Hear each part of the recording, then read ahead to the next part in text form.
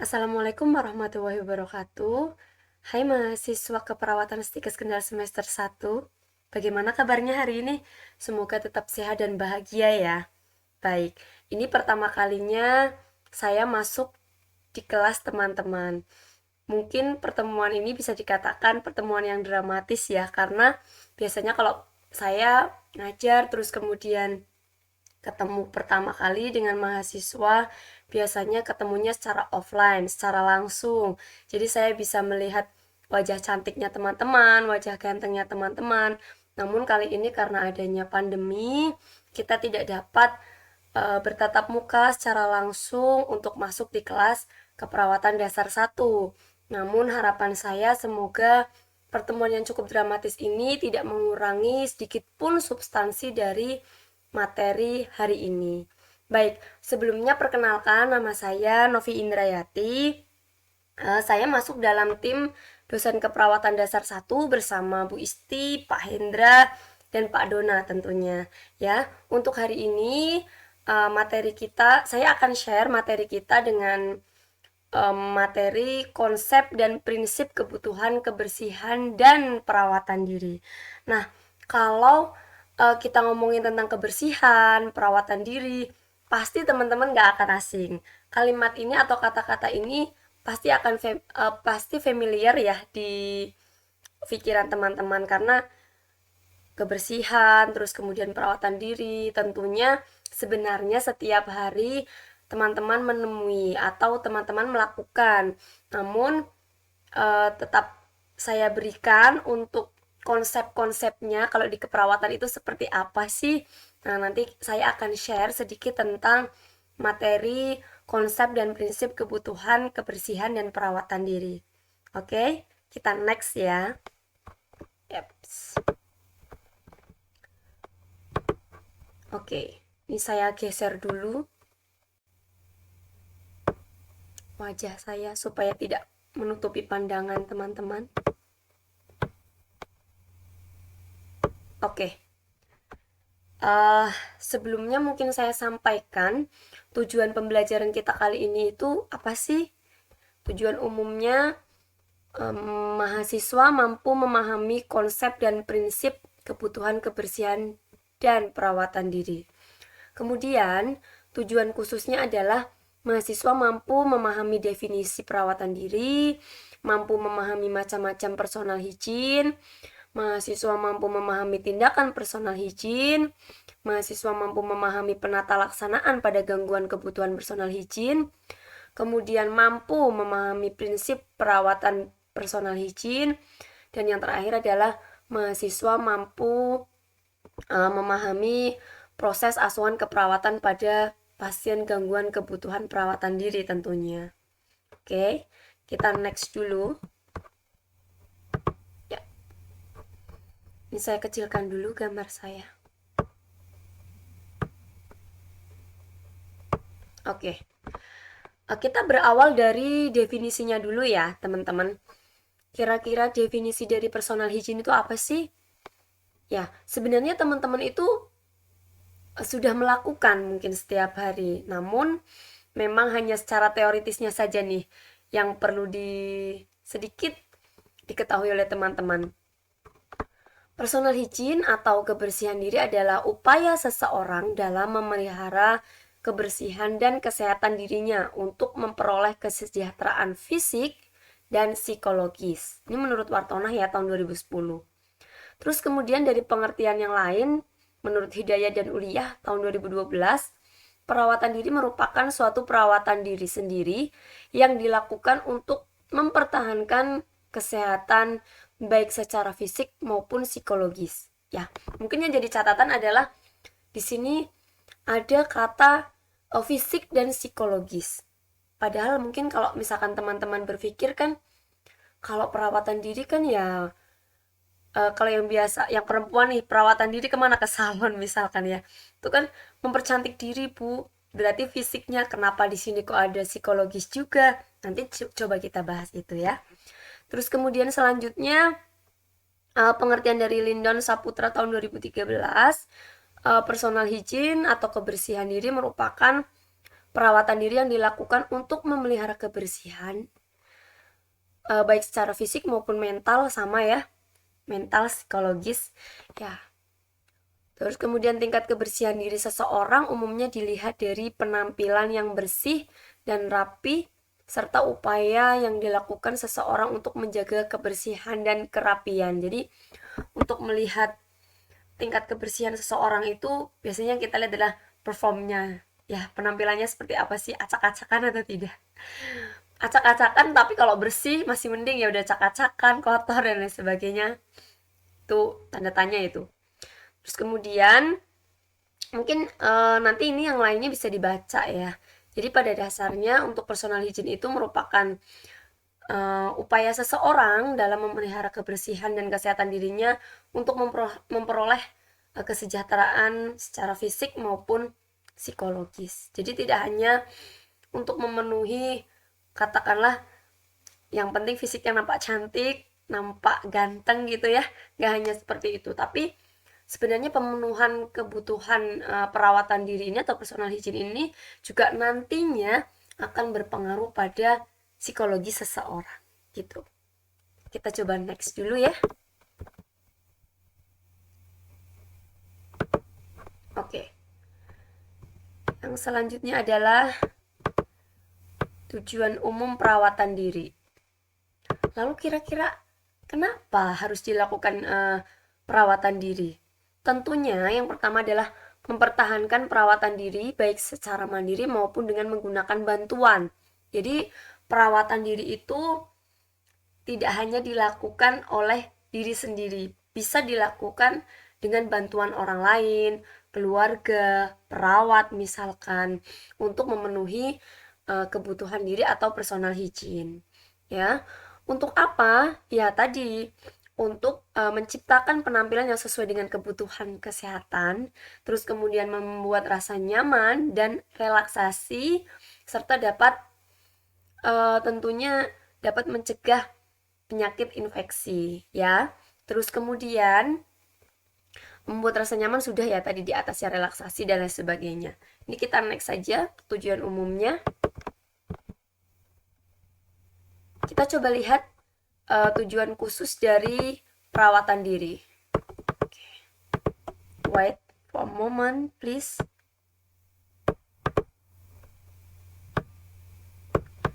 Ini agak susah nih.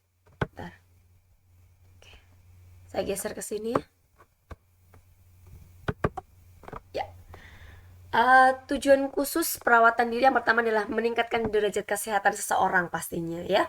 Dengan merawat diri itu banyak sekali manfaatnya. Salah satunya adalah meningkatkan derajat kesehatan. Kenapa? Kita tahu bahwa perilaku hidup sehat atau memenuhi kebutuhan perawatan diri atau personal hygiene itu juga tentunya akan mempengaruhi banyak hal. Salah satunya adalah pencegahan penyakit misalkan, tentunya membuat diri kita bersih. Nah, terus kemudian yang kedua adalah memelihara kebersihan diri seseorang ya. Tadi sudah saya sampaikan. Terus kemudian memperbaiki personal hygiene yang kurang. Yang selanjutnya adalah pencegahan penyakit, meningkatkan kepercayaan diri. Kalau misalkan teman-teman melakukan perawatan diri, terus kemudian kalau yang sempet gitu ke salon ya, terus kemudian krimbat, hair mask. Kalau yang perempuan nggak cukup sampai situ ya, bisa ke lain-lain nanti, apa namanya, facial dan lain sebagainya. Nah kalau misalkan rapi, wangi, tentunya akan lebih merasa percaya diri. Atau mungkin ada nih yang justru bangga dan percaya diri kalau misalkan rambutnya gimbal, tapi gimbalnya tuh bukan karena digimbal beneran ya, tapi karena memang gimbalnya tuh karena nggak mandi 1 bulan, terus kemudian dengan bau badan dan lain sebagainya, itu malah justru bangga. Ada? Nggak ada kan ya? Pasti kan akan merasa percaya diri, merasa bangga kalau misalkan nampak cantik, nampak ganteng, wangi, bersih, seperti itu. Kemudian yang selanjutnya adalah menciptakan keindahan tentunya tadi ya. Kalau misalkan perempuan tadi yang di rumah malas keramas sendiri, terus kemudian ke salon hair mask, jadi wangi, jadi lebih berkilau rambutnya, tentunya akan meningkatkan percaya diri seseorang gitu. Oke, kita coba next. Ya. Lalu jenis-jenis personal hygiene itu apa saja ya? Oke. Jadi kalau untuk jenis-jenis personal hygiene dilihat berdasarkan waktu pelaksanaannya itu dibagi menjadi 4. Yang pertama adalah perawatan diri dini hari, perawatan pagi hari, perawatan siang hari, dan yang terakhir adalah perawatan menjelang tidur. Kalau perawatan dini hari itu dilakukan pada waktu bangun tidur untuk melakukan tindakan seperti persiapan dalam pengambilan bahan pemeriksaan ya, seperti urin, feses, dan sebagainya. Terus kemudian untuk perawatan di pagi hari dilakukan setelah melakukan sarapan pagi. Perawat melakukan pertolongan dalam pemenuhan kebutuhan eliminasi. Terus kemudian mandi, BAB, BAK, sampai merapikan tempat tidur. Ya. Lanjut ke perawatan siang hari. Perawatan siang hari dilakukan setelah makan siang. Jadi perawatan diri yang dilakukan setelah makan siang, contohnya adalah misalkan membersihkan tangan, mulut, dan sebagainya. Nanti teman-teman bisa baca slide-nya ya. Kalau misalkan ada yang terlewatkan. Terus kemudian selanjutnya adalah yang terakhir, perawatan menjelang tidur. Nah, perawatan menjelang tidur itu dilakukan saat menjelang tidur, saat pasien menjelang tidur, agar pasien dapat beristirahat dengan nyaman seperti mencuci tangan, terus kemudian membersihkan wajah dan menyikat gigi. Oke, saya next. Kalau tadi itu jenis personal hygiene berdasarkan waktu, nah yang ini macam-macam personal hygiene namun berdasarkan tempat ya teman-teman. Duh, pindah kemana nih wajah saya? Sudah penuh semua nih. Atau pindah ke hati kalian. Oke. Next ya. Macam-macam personal hygiene berdasarkan tempat. Yang pertama adalah perawatan kulit, terus kemudian perawatan kuku, perawatan mulut, perawatan mandi, perawatan mata, telinga, hidung, terus kemudian selanjutnya adalah perawatan genitalia dan perawatan rambut. Oke, kita next dulu, coba lihat lebih detailnya. Oke, kita coba bahas perawatan kulit. Nah, ini mungkin teman-teman udah belajar tentang struktur anatomi fisiologi ya. Kalau misalkan sudah, kita ulas sedikit aja. Ya. Untuk perawatan kulit kita coba lihat dulu ya teman-teman. Untuk susunan dari kulit itu sendiri, di mana terdiri dari epidermis, terus kemudian dermis, dan terakhir adalah subkutan. Ini ya, epidermis itu lapisan yang paling luar ya teman-teman, di mana disusun dari beberapa lapisan tipis dari sel yang mengalami tahapan yang berbeda dari maturasi. Fungsinya adalah untuk melindungi jaringan yang berada di bawahnya terhadap kehilangan cairan dan cedera mekanis maupun kimia, serta mencegah masuknya mikroorganisme. Ya, karena kulit ini merupakan port de entry atau kasarnya tuh pintu masuk ya, pintu masuk kuman, bakteri dan sebagainya. Kalau misalkan ada perlukaan, artinya jaringan epidermis di sana udah putus kasarannya lah. Atau saya ibaratkan kayak pintu gitu, kalian punya rumah, terus kemudian pintunya terbuka. Nah, kan orang lain mudah masuk ya. Sama nih, kalau misalkan kulit tergores, maka kuman, bakteri itu akan lebih mudah masuk dibandingkan kulit yang masih utuh. Gitu. Terus kemudian yang kedua adalah dermis, di bagian kedua. Ini merupakan lapisan kulit yang lebih tebal yang terdiri dari ikatan kolagen dan serabut elastis untuk mendukung epidermis. Serabut saraf, pembuluh darah, kelenjar telinga dan sebagainya. Terus kemudian yang terakhir adalah subkutan ya teman-teman. Sebenarnya fungsi kulit itu untuk apa ya? Oke, fungsi kulit ini dia dapat mengatur keseimbangan tubuh loh dan membantu produksi keringat serta penguapan. Oke. Terus kemudian sebagai indera peraba yang membantu tubuh menerima rangsangan. Selanjutnya adalah membantu keseimbangan cairan dan elektrolit yang mencegah pengeluaran cairan tubuh secara berlebihan. Menghasilkan minyak untuk menjaga kelembapan. Jadi bayangin tuh kalau misalkan kulit kalian tidak ada pelumasnya ya, maksudnya tidak ada sekresi minyak seperti itu, nanti akan kering. Lalu manfaat perawatan kulit tuh buat apa ya? Yang pertama tentunya agar kulit itu utuh. Dalam artian saya tadi menyampaikan bahwa kulit adalah port de entry atau pintu masuknya kuman maupun bakteri. Kalau misalkan dia ada goresan, maka kuman akan lebih mudah masuk dibandingkan dengan kulit yang utuh. Terus kemudian kalau kita melakukan perawatan kulit, diharapkan nanti tidak ada bau badan gitu ya. Jadi kalau misalkan bayangin kalau misalkan tubuh teman-teman itu selama beberapa hari itu tidak dirawat, tidak mandi misalkan, terus kemudian tidak dilap misalkan, nah dari keringat-keringat itu pastinya akan memunculkan bau yang kurang sedap ya.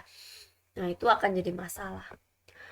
Terus kemudian dengan melakukan perawatan kulit, maka pasien akan merasa nyaman dan dapat berpartisipasi dan memahami metode perawatan kulit. Jadi kalau misalkan nanti teman-teman memberikan perawatan kulit kepada pasien, kalau misalkan diberikan health education ya, atau katakanlah pendidikan kesehatan tentang perawatan kulit, tentunya nanti dapat meningkatkan pengetahuan pasien tentang perawatan kulit, dan tentunya nanti pasien juga dapat berpartisipasi dan memahami bagaimana metode perawatan kulit. Nah, ini ada beberapa problem ya atau masalah yang dialami pasien pada bagian kulit. Ini kalau teman-teman lihat ini nih bukan makanan nih. Ini bukan makanan ya, tapi ini apa ya, tungau ya. Kalau yang di rambut kepala tuh biasanya kan ada kutu kayak gitu ya. Nah kalau yang di kulit tuh ada tungau, cuman memang teman-teman gak bisa lihat secara kasat mata, jadi harus pakai mikroskop gitu. Terus kemudian yang di bawahnya ini skabies nih teman-teman, jadi dari jamur ya, kurang lebih seperti ini. Banyak sih sebenarnya masalah-masalah pada kulit, cuman nggak bisa saya tampilin semua nih, banyak banget soalnya. Oke, kita coba next ya. Terus selanjutnya mandi. Nah, mandi juga udah biasa kan teman-teman? Saya udah sering dengar. Oh, bukan sering dengar. Sering melakukan mandi. Tapi nggak mandi kembang ya. Ada yang mandi kembang. Oke. Kita coba perbesar lagi. Ya. Mandi. Mandi ini merupakan bagian dari perawatan higien total ya. Mandi dapat dikategorikan sebagai pembersihan atau terapeutik. Mandi di tempat tidur yang lengkap diperlukan bagi individu yang ketergantungan total dan memerlukan personal higien total. Jadi mungkin perlu saya sampaikan di sini bahwa dari semua kegiatan tadi itu sebenarnya untuk higien totalnya ada di mandi ya. Kayak perawatan kan tadi macam-macam personal hygiene berdasarkan tempat kan, ada perawatan rambut, perawatan genitalia, ada perawatan apa lagi, kulit dan lain sebagainya. Nah, total hygiene atau apa ya, nah katakanlah pembersihan secara total itu ada di mandi. Karena kalau misalkan mandi kan semuanya kena ya. Pas mandi bisa melakukan shampoo, bisa samponan. Samponan tuh bahasa mana sih ya. Jadi pada saat mandi itu banyak sekali kegiatan personal hygiene yang dilakukan. Contoh misalkan kayak mencuci rambut atau keramas ya, terus kemudian membersihkan kulit, genitalia dan lain sebagainya, sehingga hampir semua kegiatan personal hygiene itu dapat tercover pada saat mandi ya. Nah, tujuan mandi itu untuk apa? Tentu yang pertama dapat menghilangkan mikroorganisme dan menghilangkan bau yang tidak enak ya pada saat mandi. Tentunya teman-teman akan membasuh seluruh badan, melakukan keramas, misalkan kalau pas ketika keramas, terus kemudian membersihkan kulit dengan sabun misalkan. Nah itu semua personal hygiene itu hampir semuanya tercover pada saat mandi. Nah, mandi itu juga sebenarnya dapat dikatakan sebagai tindakan terapeutik. Kok bisa? Ya, coba deh kalau misalkan teman-teman main kayak gitu ke tempat spa ya. Kita tahu bahwa misalkan spa massage itu kan dapat menimbulkan efek relaksasi kepada kita. Nah, biasanya setelah di spa, di massage ya, itu akan ada sesi di mana mandi dengan berendam dengan air hangat. Nah, itu akan merilekskan kita.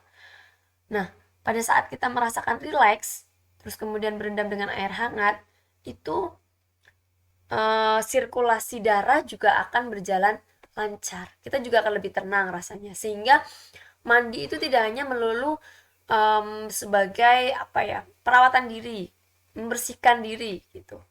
Tapi ada efek di mana mandi itu juga dapat memberikan efek terapeutik kepada kita. Gitu. Oke, kita next.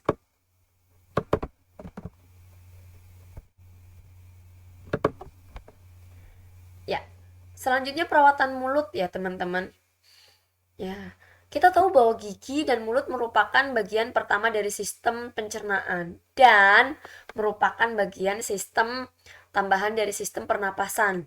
Kalau misalkan teman-teman bumpet tuh apa sih teman-teman? Tersumbat. Ya, benar benar banget tuh. Tersumbat. Terus biasanya kalian bernapas pakai apa? Nggak mungkin pakai telinga, ya kan? Pasti kalau misalkan udah tersumbat gitu. Jadi teman-teman akan menggunakan mulut untuk membantu bernafas. Sehingga mulut itu selain dia bagian dari sistem pencernaan, mulut juga merupakan tambahan dari sistem pernafasan. Oke. Nah, kita tahu bahwa di dalam rongga mulut itu terdapat gigi, lidah, dan masih banyak aksesorisnya lah ya. Nah, terus kemudian apalagi nih?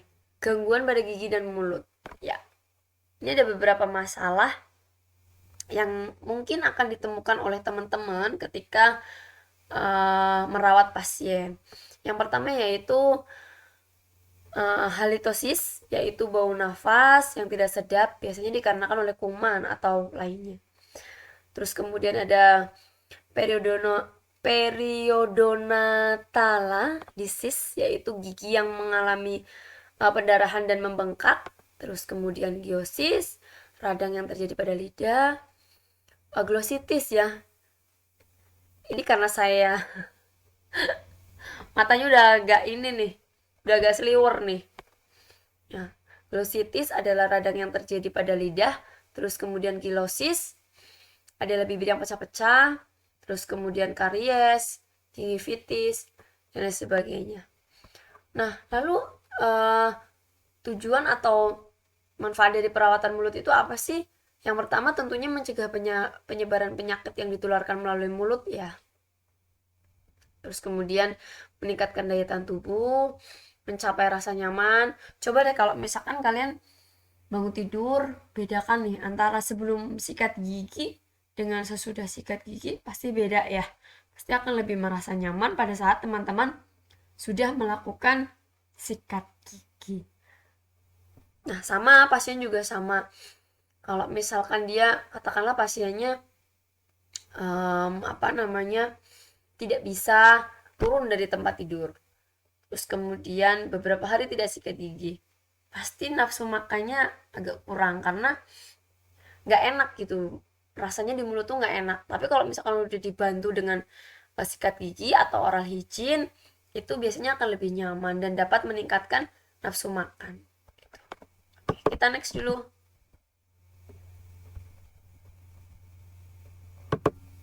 Ya, ini ini masih lanjutan ke perawatan mulut ya teman-teman, dimana higien mulut ini membantu mempertahankan status kesehatan mulut, gigi, gusi, dan bibir. Jadi nggak hanya cuma yang di pikiran kita tuh kalau perawatan mulut tuh nggak cuma hanya gigi saja, tapi ada banyak aksesoris di sana, ada gusi, ada bibir, dan lain sebagainya.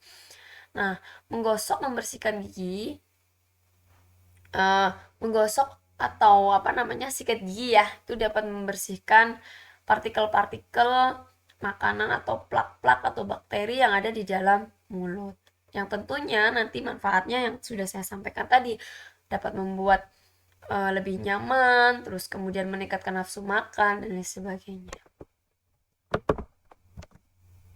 Kita next ya. Masuk ke perawatan hidung ya teman-teman. Aduh, saya jadi kebalik nih.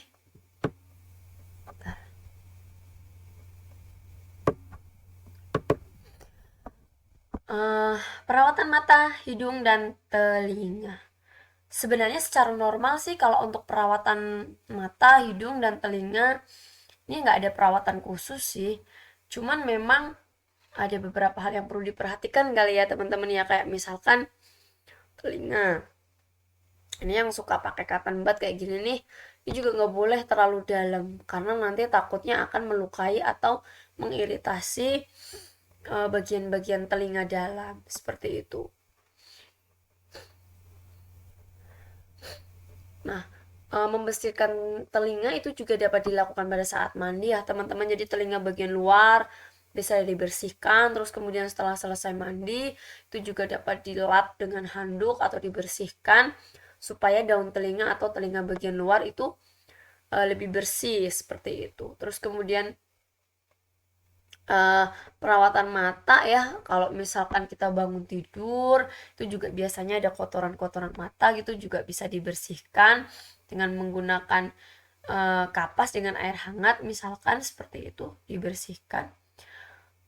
Kemudian untuk hidung ya, untuk hidung itu juga sebenarnya tidak ada perawatan khusus sih teman-teman, cuman memang kalau misalkan ada kotoran gitu yang di dalam hidung itu juga sebenarnya nggak boleh terlalu dalam gitu. Waktu teman-teman biasanya punya hobi ini ya ngupil ya, nah jangan terlalu dalam, takutnya nanti justru akan mengiritasi. Jangan terlalu dalam, jangan terlalu keras ya, takutnya nanti akan justru melukai di bagian dalam hidung, karena di bagian dalam hidung itu kan kuasanya tipis ya, jadi dia sensitif kalau misalkan tergores atau mungkin luka itu nanti justru akan menimbulkan infeksi seperti itu ya.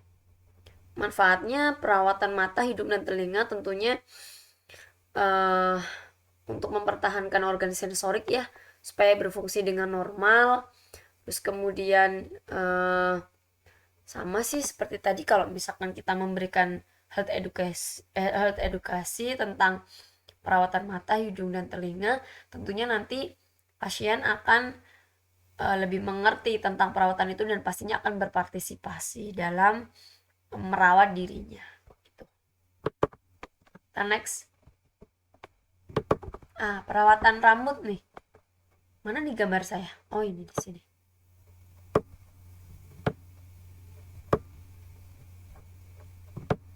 Kemana nih?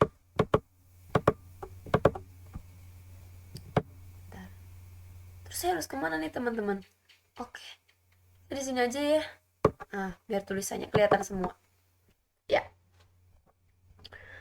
Perawatan rambut.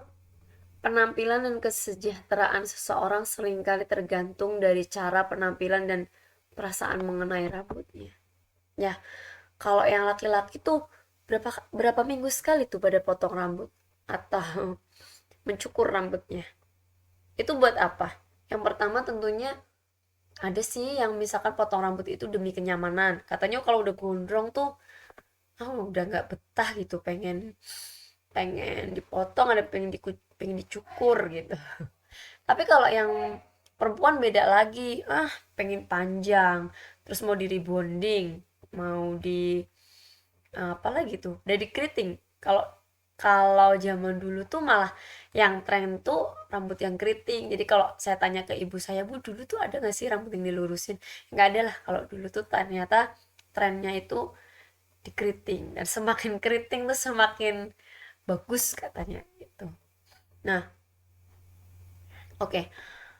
Jadi untuk rambut ini tentunya tergantung dari benar-benar tergantung dari ini ya, stylenya masing-masing. Ada yang suka rambutnya pendek, ada yang suka rambutnya panjang gitu ya. Tapi pada prinsipnya adalah bersih nggak tuh rambutnya, mau panjang mau pendek yang penting bersih dan terawat ya. Nah, ini saya coba tunjukkan beberapa masalah pada rambut. Ini kalau teman-teman lihat nih, apa nih, ya kutu ya. Jadi kalau kita mah bilangnya pedikulosis gitu. Keren ya kayaknya, pedikulosis. Ya kutuan. Ini biasanya kalau anak-anak sering banget nih. Anak saya juga termasuk loh. Jadi kalau anak-anak susah banget gitu. Menghilangkan, jadi udah dihilangin, ada lagi, dihilangin, ada lagi, karena memang apa namanya, anak-anak tuh masih sering yang sama temen-temennya kayak gitu. Jadi satu pedikulosis, nanti yang satu biasanya akan sama-sama pedikulosis ya. Terus kemudian kalau anak-anak juga mungkin untuk merawat rambutnya, memperhatikan rambutnya juga tergantung dari orang tuanya juga ya. Nah ini berarti saya gimana nih? Saya berarti kayaknya kurang kurang ini nih, kurang bagus nih merawat anak, soalnya anak saya pedikulosis loh ini. Ya jadi gitu, sudah saya hilangkan pakai beberapa metode ya, dengan menggunakan apa namanya, sisir elektrik ya, itu sudah saya gunakan. Terus kemudian dengan beberapa metode lainnya sudah hilang, tapi nanti akan ada lagi karena memang agak susah sih kalau anak-anak ya. Terus kemudian eh apa ya, bentar bentar, oke. Untuk perawatan rambut pasien itu tentunya juga tergantung, sama halnya dengan mandi tadi ya teman-teman ya, itu dilakukan dengan posisi tentunya sesuai dengan keadaan pasien. Jadi kalau misalkan pasiennya kok bisa ke kamar mandi sendiri, bisa ke kamar mandi ya, bener ya? Ya bisa, kan nggak mungkin disuruh ke sungai ya. Bisa ke kamar mandi sendiri, ya sudah. Berarti kita hanya perlu memonitor saja. Bukan berarti monitornya tuh lihat pasiennya mandi, bukan. Tapi eh, pastikan bahwa pastikan bahwa pasien mampu untuk ke kamar mandi sendiri, sehingga dia bisa nih samponan sendiri, mandi sendiri. Tapi bagaimana kalau misalkan pasiennya itu dia memang tidak bisa beraktivitas mandiri, artinya pasien memang hanya mampu di tempat tidur, kalau toh pun mampu duduk, dia tidak mampu atau tidak kuat untuk ke kamar mandi. Tentunya kita perawat harus membantu pasien dalam melakukan keramas ya. Dilakukan di mana? Bisa dilakukan di tempat tidur pasien. Ini contohnya seperti ini ya teman-teman. Nah ini biasanya kalau misalkan di rumah sakit tidak memiliki alat yang mumpuni, atau memang tidak ada alat khusus untuk pasien keramas, biasanya akan dimodifikasi dengan ember misalkan, terus kemudian membuat tempat atau talang ya, aliran air dari kepala pasien ke ember tersebut akan dimodifikasi gitu. Terus kemudian ini beberapa masalah. Oh tadi saya belum selesai ya ngomongin tentang masalah. Oke, wait for a moment please. Oke. Tadi saya belum selesai ya menyampaikan masalah-masalah yang dapat kita temui pada rambut pasien. Ini adalah pedikulosis tadi, terus kemudian alopecia. Alopecia ini merupakan kebotakan ya. Nah, alopecia ini juga dipengaruhi oleh beberapa hal. Bisa karena penyakit tertentu, rambut rontok, atau mungkin dari genetiknya. Terus kemudian untuk kerontokan sendiri itu juga dipengaruhi oleh beberapa hal dari nutrisinya yang bagaimana, karena pasien dengan kekurangan nutrisi itu akan cenderung mudah rontok, teman-teman, ya, akan cenderung mudah rontok. Terus kemudian ini ada dandruff atau biasanya yang familiar kita sebut dengan ketombe. Oke. Lalu tujuan perawatan rambut itu buat apa? Tentunya harapannya adalah pasien memiliki rambut dan kulit kepala yang bersih dan sehat, terus kemudian mencapai rasa nyaman ya. Jadi bayangin kalau misalkan pasien tidak bisa duduk, terus kemudian hanya tiduran terus beberapa minggu katakanlah, tidak pernah diurus itu rambutnya. Bayangin tuh baunya kayak apa ya, aromanya sedep-sedep gimana gitu ya. Nah, itu perlu dilakukan perawatan rambut supaya pasien merasa nyaman. Karena nyaman, terus kemudian merasa apa ya? Ya, merasa nyaman lah, comfort tentunya akan mempengaruhi banyak hal. Kayak misalkan kalau pasien merasa nyaman, tentunya akan lebih rileks. Kalau lebih rileks, tentunya akan lebih mudah untuk beristirahat. Kalau misalkan mudah beristirahat, rileks, tentunya akan mempercepat proses penyembuhan pasien. Oke, kita next. Ya, ini masuk ke perawatan kuku ya, teman-teman.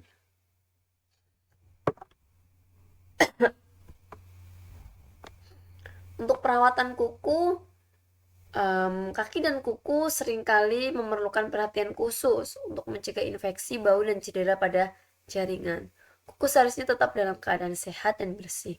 Ini biasanya kita sering mengabaikan nih. Kalau kuku-kuku yang di tangan, mungkin iya karena sering lihat ya, makan gitu. Aduh, kukunya udah panjang gak enak. Tapi ada juga sih yang suka dengan kuku panjang. Panjang apa-apa yang penting bersih ya. Ya, cuman kalau untuk yang kuku kaki itu juga sering terabaikan juga gitu. Nah, ini kita lihat dulu gangguan-gangguan pada kuku yang mungkin akan ditemui oleh teman-teman pada pasien ya. Ada ingrown nail atau kuku tangan yang tidak tumbuh, terus kemudian paronika atau radang di sekitar jaringan kuku, kemudian ramshorn nail ya, dimana gangguan kuku yang ditandai dengan pertumbuhan kuku yang lambat disertai dengan kerusakan dasar kuku yang berlebihan dan beberapa hal lainnya ya. Nah, ini saya coba deskripsikan beberapa hal yang berkaitan dengan perawatan kuku ya. Ini contoh-contoh masalah pada kuku, terus kemudian ada beberapa alat yang digunakan untuk perawatan kuku, terus kemudian ini direndam nih kakinya. Ini selain sebagai relaksasi, ini juga berfungsi sebagai, kalau dalam perawatan kuku, dengan merendam kaki di air hangat atau merendam kuku ya, lebih tepatnya di air hangat, maka akan membuat tekstur kuku itu lebih lembut sehingga pada saat dipotong kukunya itu tidak terasa sakit dan lebih mudah gitu. Terus kita next. Nah, ini adalah perawatan genitalia teman-teman ya, atau semester 1 ya. Oke. Perawatan genitalia itu sama dengan perawatan alat kelamin ya teman-teman dan sekitarnya maksudnya. Ya, perawatan genitalia merupakan bagian dari mandi lengkap. Seseorang yang paling butuh perawatan genitalia yang teliti adalah yang beresiko terbesar memperoleh infeksi. Ya, jadi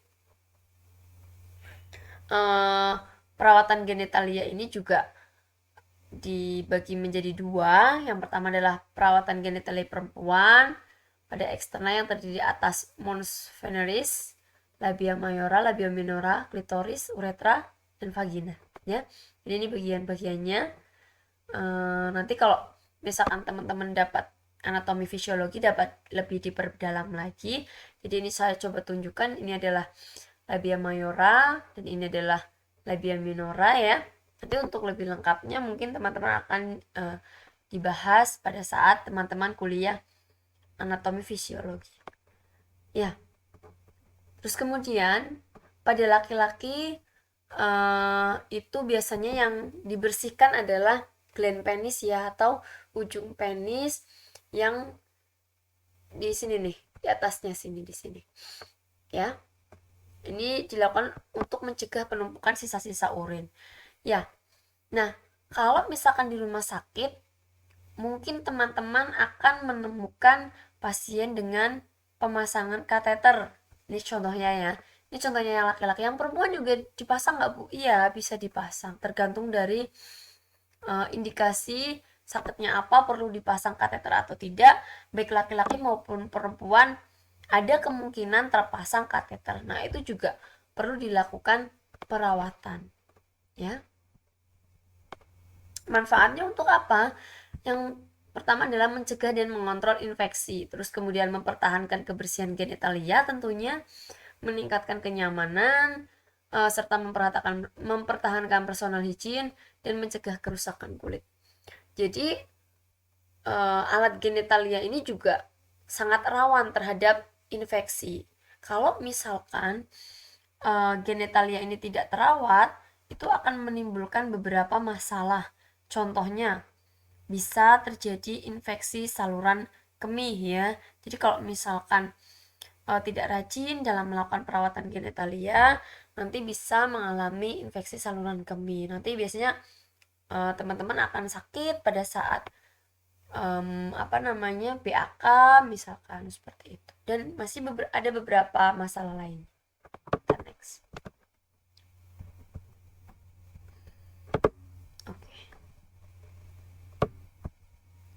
Kita coba lihat dampak secara umum dari masalah personal hygiene itu apa sih?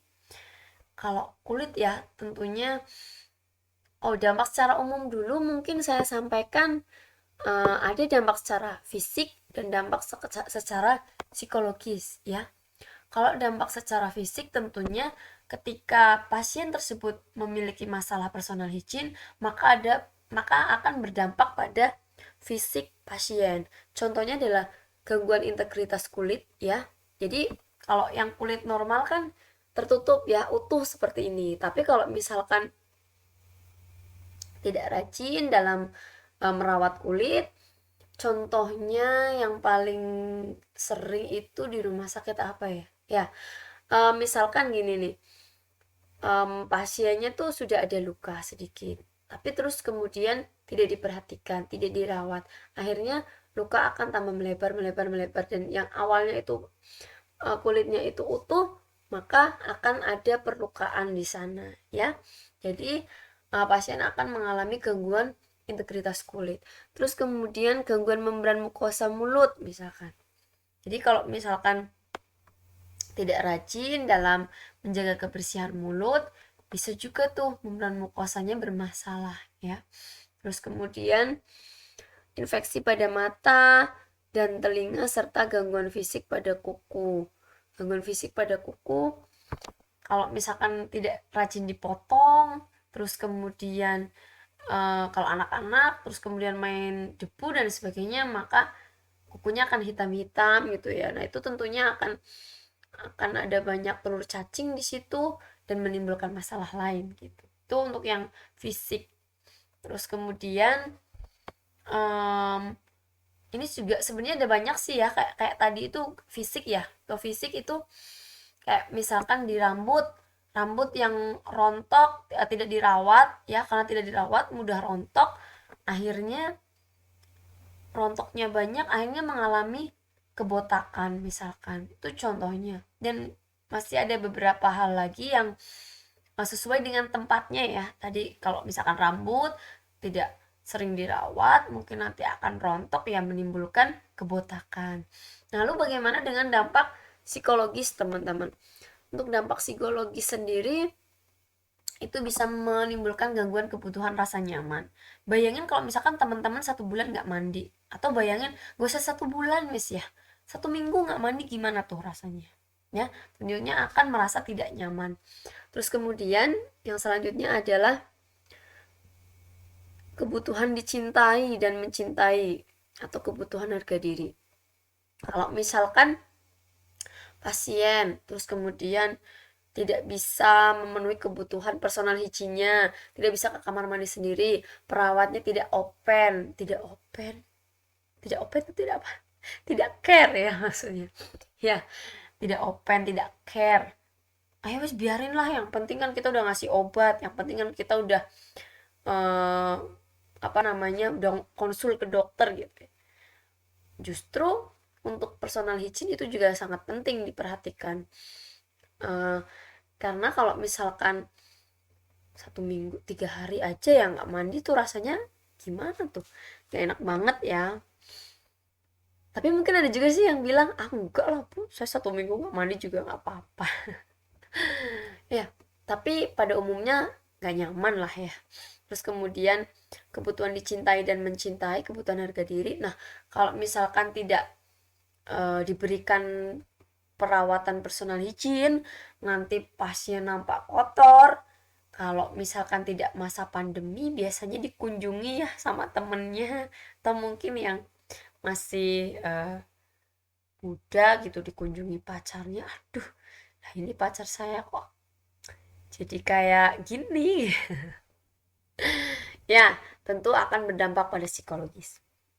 Terus kemudian aktualisasi diri dan gangguan interaksi sosial ya, karena misalkan tidak bisa memenuhi kebutuhan personal hygiene, nanti sudahlah saya nggak mau lah bareng sama itu, sama teman-teman, soalnya itu saya kayaknya bau badan dan lain sebagainya. Itu kan mempengaruhi interaksi sosial dengan yang lain.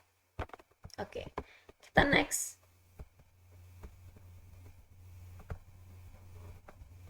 Oke. Oke teman-teman, ini kita sudah masuk ke tindakan personal hygiene ya. Untuk tindakan personal hygiene nanti saya akan bahas di session kedua ya. Ini untuk session pertama saya cukupkan dulu, nanti saya akan lanjut ke session kedua ya. Jadi mungkin itu dulu yang saya sampaikan untuk konsep awal. Untuk tindakan personal hygiene ini akan saya bahas di part 2 atau ke season 2. Oke? Mungkin itu dulu, karena kita mau lanjut. Saya nggak ngasih salam dulu, nggak apa-apa ya. Oke, sampai ketemu di part 2. Dadah.